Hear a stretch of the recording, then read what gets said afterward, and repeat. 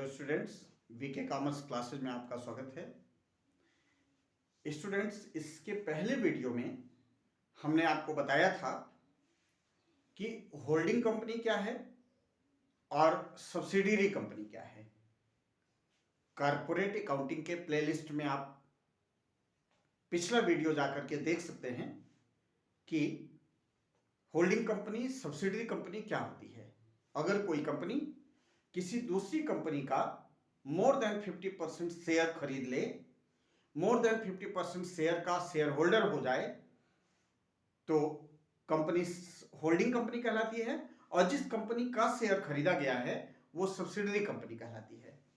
तो स्टूडेंट्स, ये पिछले वीडियो में आपने ये देखा था। आज आपको हम बताएंगे कि कंपनी एक्ट में ये कहा गया है कि होल्डिंग कंपनी का अपना बैलेंस शीट हो सकता है, उसका अपना बिजनेस है। सब्सिडरी कंपनी का अपना बैलेंस शीट हो सकता है क्योंकि उसका अपना अलग बिजनेस होता है। एक कंसोलिडेटेड बैलेंस शीट बनाना होता है क्योंकि होल्डिंग कंपनी को एक कंसोलिडेटेड बैलेंस शीट इसलिए बनाना पड़ता है कि होल्डिंग कंपनी का उसका अपना बिजनेस तो है ही, लेकिन जो सब्सिडरी कंपनी है उस पर भी तो इन्हीं का नियंत्रण है। उसमें जो पैसा इन्वेस्ट किया है, उसकी संपत्तियां, जो दायित्व जो हैं, उस पर भी तो इन्हीं का नियंत्रण है, मोर देन 50% शेयर। इसलिए होल्डिंग कंपनी एक कंसोलिडेटेड बैलेंस शीट अलग से बनाए जिसमें अपनी balance sheet plus subsidy company के बैलेंस शीट को मिला करके बनाना है। तो स्टूडेंट्स, आज हम आपको बताएंगे इस वीडियो में कि कंसोलिडेटेड बैलेंस शीट कैसे बनाया जाता है और कंसोलिडेटेड बैलेंस शीट बनाने से पहले कुछ कैलकुलेशंस करने पड़ेंगे। डायरेक्ट आप कंसोलिडेटेड बैलेंस शीट नहीं बना पाएंगे।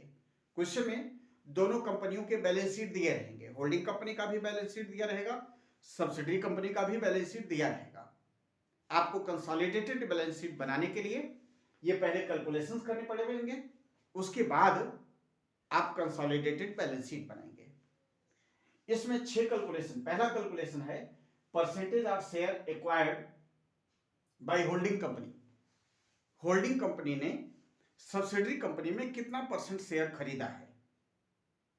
अभी हमने कहा होल्डिंग कंपनी तभी होगी जब सब्सिडरी कंपनी का मोर देन 50% शेयर खरीदा हो।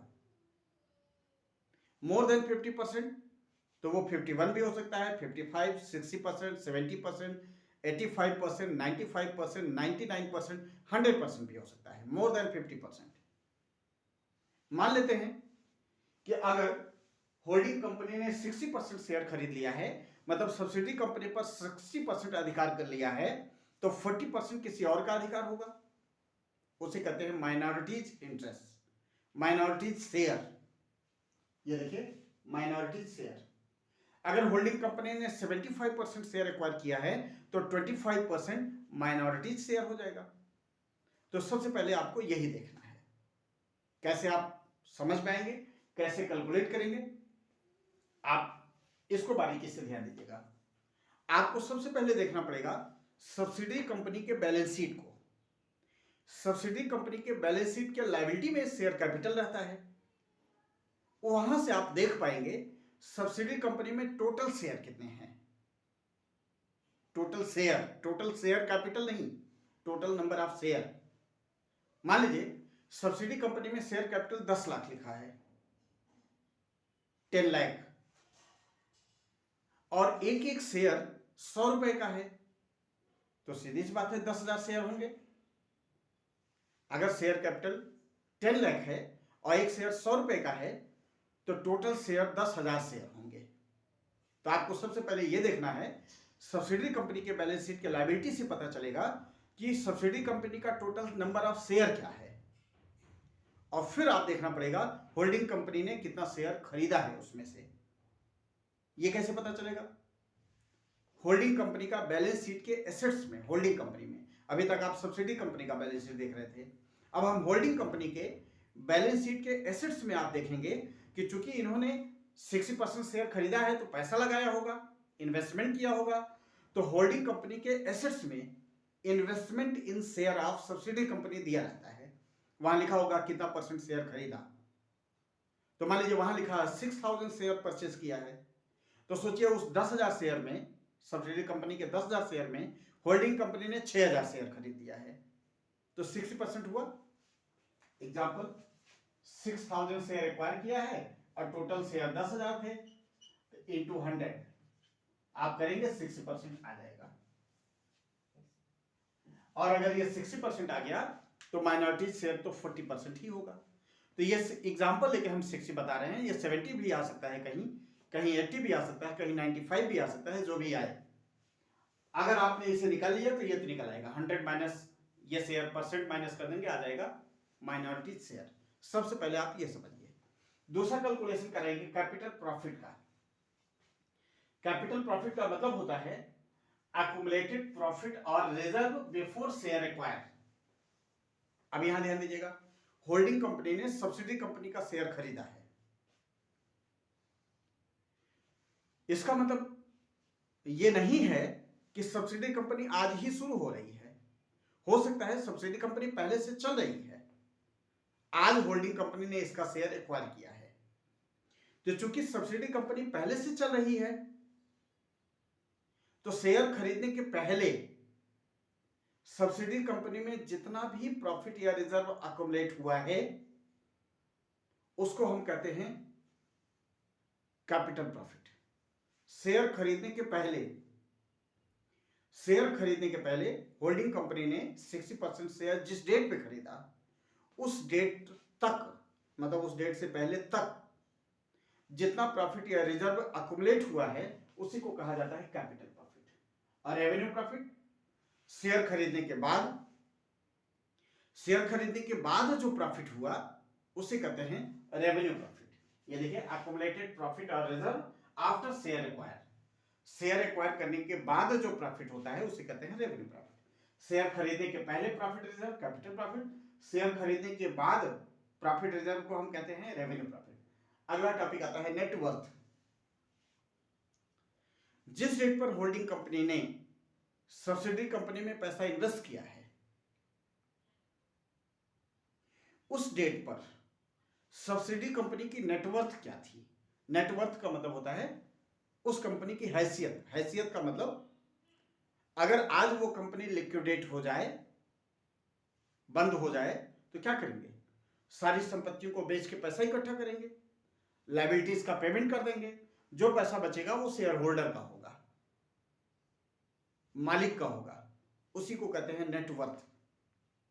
आज अगर कंपनी बंद कर दी जाए तो मालिक का कितना पैसा बचेगा? ढेर सारी जो साम्राज्य दिख रहे हैं, संपत्तियां दिख रही हैं, उसमें से लायबिलिटीज का भी तो है, लायबिलिटी का पेमेंट कर दीजिए, जो बचेगा वो नेटवर्थ है। इसको हम कैलकुलेट कैसे करते हैं? कैपिटल में प्रॉफिट जोड़ दिया जाए तो नेटवर्थ आ जाता है। तो अब यहां देखें, नेटवर्थ जिस डेट पर होल्डिंग कंपनी ने शेयर खरीदा है उस डेट पर कंपनी का कैपिटल क्या है, उस डेट पर कैपिटल प्रॉफिट क्या है, ये उस डेट तक जो प्रॉफिट है उसे कैपिटल प्रॉफिट कहते हैं। तो जिस डेट पर होल्डिंग कंपनी ने शेयर खरीदा है उस डेट पर सब्सिडी कंपनी में कैपिटल क्या है, ये देखिए share capital of subsidy company at the date of share acquire, जिस डेट पर शेयर खरीदा गया है, और प्लस कैपिटल प्रॉफिट आपने यहां कैलकुलेट किया है, इसको आप कैलकुलेट किए हैं, ला करके यहां जोड़ दीजिए। तो मान लीजिए हम दोनों को जोड़ लें, कैपिटल को और कैपिटल प्रॉफिट को जोड़ दें, तो मान लीजिए आ गया 4 लाख रुपए। मान लीजिए बैलेंस शीट में कैपिटल दिया है 3 लाख और ये कैपिटल प्रॉफिट आया है 1 लाख, तो 3 लाख और 1 लाख मिलकर क्या हो जाएगा? 4 लाख रुपए। तो इसी को कहेंगे नेटवर्थ। नेटवर्थ मतलब जिस डेट पर होल्डिंग कंपनी ने सब्सिडी कंपनी का शेयर खरीदा, सब्सिडी कंपनी का नेटवर्थ उस समय 4 लाख रुपए था। अगला कैलकुलेशन है cost of control. Cost of control का मतलब क्या होता है?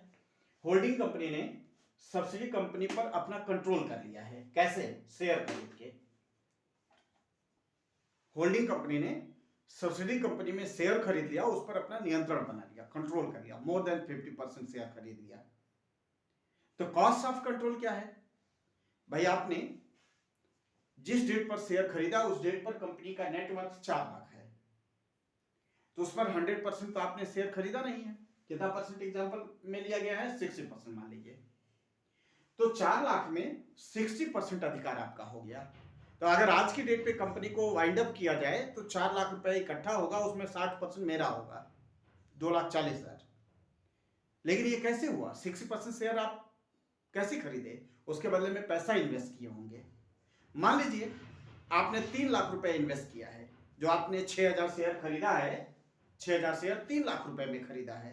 तो आप यहाँ कॉस्ट ऑफ कंट्रोल देखें, investment in share of subsidy company मान लेते हैं 3 लाख, और आपने कितना परसेंट? 60% खरीदा है। किसका? नेटवर्थ का। नेटवर्थ 4 लाख, 4 लाख का 60% 2,40,000। तो आप सोचिए 2,40,000 पर अधिकार हुआ आपको, इसका 60% पर आपको अधिकार मिला, और आपने कीमत दिया 3 लाख रुपए, तो आपने 60,000 रुपए ज्यादा दे दिया ना। यही है कॉस्ट ऑफ कंट्रोल। अगर 60,000 आप ज्यादा ना देते तो आपका उस कंपनी पर नियंत्रण ना होता। 2,40,000 पाने के लिए आपको देना पड़ा 3 लाख रुपए। 60,000 जो ज्यादा दिए, कॉस्ट ऑफ कंट्रोल हो गया। आज के बाद उस कंपनी पर आपका 60% पर आपका अधिकार हो गया। तो याद रखिएगा, कॉस्ट ऑफ कंट्रोल जब कैलकुलेट करते हैं तो दो में से कोई एक आंसर आता है, या तो गुडविल या तो कैपिटल रिजर्व। ये दो आपके सामने कैलकुलेशन दिख रहे हैं। अगर आपने 2,40,000 पर पाने के लिए 3 लाख रुपए दिया है, 60,000 ज्यादा, तो ये तो होता है गुडविल। मतलब जितना नेटवर्थ का में आपका हिस्सा है उससे ज्यादा अगर आपने कीमत दिया है तो गुडविल, अगर कम कीमत दिया है तो कैपिटल रिजर्व। देखिए, अगर यही 2,40,000 पाने के लिए आप 2 लाख रुपए दिए होते तो ये 40,000 का कैपिटल रिजर्व आता। कम पैसा दिए हैं। जब ज्यादा पैसा देंगे तो गुडविल, कम पैसा देंगे तो कैपिटल रिजर्व। डिफरेंस वाला अमाउंट गुडविल या कैपिटल रिजर्व कहलाता है, कॉस्ट ऑफ कंट्रोल। छठा पॉइंट है माइनॉरिटीज इंटरेस्ट। ये क्या चीज है? ये कैलकुलेशन क्या है? देखिए, जब कंसोलिडेटेड बैलेंस शीट बनाया जाता है तो होल्डिंग कंपनी का अपना बैलेंस शीट दिया रहता है क्वेश्चन में, और सब्सिडी कंपनी का अलग बैलेंस शीट दिया रहता है। इसमें एसेट्स लायबिलिटी है, उसमें भी एसेट्स लायबिलिटी है। जब कंसोलिडेटेड बैलेंस शीट बनाते हैं तो अपनी एसेट्स लायबिलिटी में सब्सिडी कंपनी का एसेट्स लायबिलिटी जोड़ जोड़ के दिखाया जाता है। जैसे आप ध्यान दीजिए, होल्डिंग कंपनी के बैलेंस शीट में मान लीजिए बिल्डिंग लिखा है 5 लाख, और सब्सिडी कंपनी के बैलेंस शीट में बिल्डिंग लिखा है 4 लाख। तो 5 लाख तो मेरी कंपनी का होल्डिंग का बिल्डिंग, और सब्सिडी का बिल्डिंग 4 लाख, 9 लाख हुआ। तो आप जब कंसोलिडेटेड बैलेंस शीट बनाएंगे ना तो बिल्डिंग लिखेंगे 9 लाख। कहेंगे सर ये तो आपने गड़बड़ किया, अपना 5 लाख दिखाइए, उनका 4 लाख पूरा क्यों दिखा रहे हैं? क्योंकि आपने तो 60% शेयर ही खरीदा है, तो आप पूरा क्यों दिखा रहे हैं? तो देखिए, बिल्डिंग को आप पूरा ही दिखाएंगे, क्योंकि बिल्डिंग काट करके अलग नहीं करेंगे। 5 लाख अपना, 4 लाख वो, मिला के 9 लाख रुपए। Consolidated balance sheet 9 lakh, consolidated balance sheet में बिल्डिंग लिखेंगे 9 लाख। बिल्डिंग ही नहीं, ऐसे सारे भी एसेट्स जो हैं, अपनी कंपनी के बैलेंस शीट के एसेट्स और लायबिलिटीज, सब्सिडी कंपनी के बैलेंस शीट के एसेट्स लायबिलिटीज जोड़ जोड़ के आप इकट्ठा दिखा देंगे। लेकिन प्रश्न वही आ गया कि क्या आपने 100% खरीद लिया है? क्या आपने तो कहा केवल 60%, 40% तो दूसरे का है ना। तो आप उसे अलग से कैलकुलेट कर लीजिए, नेटवर्थ, वो माइनॉरिटीज इंटरेस्ट, उसको आप अपनी लायबिलिटी में दिखा दीजिए। जब सारे एसेट्स लायबिलिटी अपना दिखा लिए हैं, जबकि उसमें दूसरे का भी हिस्सा है, तो दूसरे वाला जो हिस्सा है उसको आप लायबिलिटी में दिखा दीजिए। जब वो लोग मांगेंगे तो हम पैसा दे देंगे। जैसे ज्वाइंट फैमिली में होता है कि पूरी प्रॉपर्टी पर मेरा अधिकार, हम घर के बड़े हैं, मेरे और भी भाई हैं, सब मेरी है, जमीन मकान सब अपना हम बताते हैं। तो जो और भाई हैं उनका जो हिस्सा है, उनकी जिम्मेदारियां हैं, वो मेरी जिम्मेदारी भी हो जाएगी। ऐसा तो है नहीं उसकी संपत्तियां हम ले रहे हैं, लायबिलिटी जो उसके लिए छोड़ दें। वही यहां भी है। होल्डिंग कंपनी ने सब्सिडी कंपनी के सारे एसेट लायबिलिटी दिखा दिए हैं अपने कंसोलिडेटेड बैलेंस शीट में। तो उसमें 40% तो दूसरे का है ना, तो उसको आप लायबिलिटी में कैलकुलेट कराते हैं और उसे कंसोलिडेटेड बैलेंस शीट की लायबिलिटी में दिखाते हैं। कैसे कैलकुलेट करते हैं?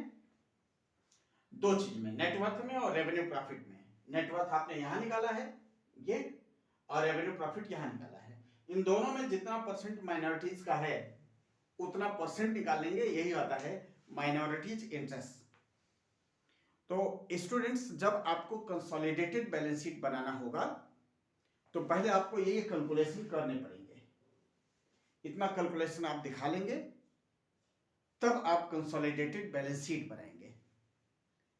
और स्टूडेंट्स याद रखिएगा, इस बात को ध्यान दीजिएगा कि ये जो हमने कैलकुलेशंस बताए हैं ना, स्टेप बाय स्टेप बताए हैं, कोई कैलकुलेशन आगे पीछे नहीं होगा, पहले इसको कर लें इसको बाद में करें, क्योंकि आप देखिए सब कैलकुलेशंस एक दूसरे से लगे हुए हैं।